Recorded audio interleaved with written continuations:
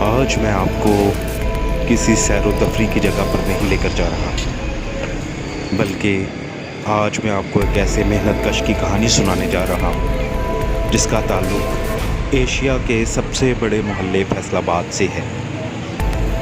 اس کا نام شریف ہے اور لوگ اس کو پیار سے لبا کہتے ہیں۔ یہ غلام حمد آباد میں اپنی زندگی محنت مزدوری کر کر بسر کر رہا ہے۔ اس نے کرائے پر ایک دکان لی اور چھوٹی سی کار سروس اسٹیشن بنا لیا۔ لبا یعنی شریف بچپن سے ہی پولیو کا شکار ہے، لیکن وہ اپنا اور اپنے بال بچوں کا پیٹ محنت مزدوری کر کے پال رہا ہے۔ ایسے لوگ اس معاشرے میں ہیرو کی حیثیت رکھتے ہیں۔ میرا ہیرو ہے شریف اور لبا۔ آپ اس کی کہانی دیکھیں، اس کی کہانی سنیں، اس کا کام کرتا ہوا دیکھیں۔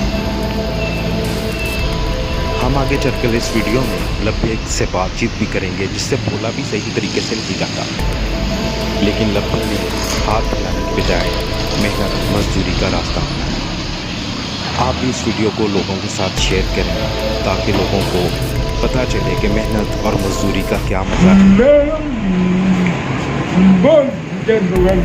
اچھا تے اپنا ہے کہ مزدوری کتنا ہوئی تہاڈی؟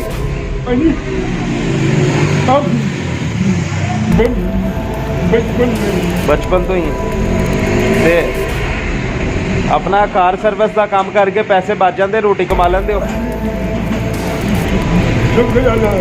بچے کنے ہیں؟ شادی نہیں ہوئی؟ صحیح، چلو بہت مہربانی۔ جیسا کہ آپ سب جانتے ہیں، امام غزالی کا ایک قول مبارک ہے کہ مسکینوں اور غریبوں سے مہنگا مال خریدنا بھی صدقہ میں داخل ہے۔ اسی طرح ہمارا بھی فرض ہے کہ ہم ایسے لوگوں سے کام کروا کر ان کو ان کی محنت مزدوری ادا کریں، تاکہ اس سے ہماری روح کو بھی تسکین ملے اور ان لوگوں کا روزگار بھی آسان ہو جائے۔ آئیے اس ویڈیو کو زیادہ سے زیادہ لوگوں کے ساتھ شیئر کر کے اس پیغام کو عام کریں کہ ہمیں اپنی معذوری کو مجبوری نہیں طاقت بنانا چاہیے۔